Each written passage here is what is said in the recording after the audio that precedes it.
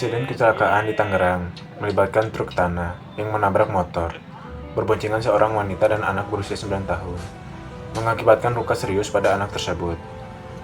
Kejadian ini memicu kemarahan warga setempat, yang merusak dan menjarah suku cadang truk tambang di lokasi kejadian. Upaya polisi untuk mengendalikan situasi berujung bentrokan dengan warga, memperparah ketegangan di area tersebut.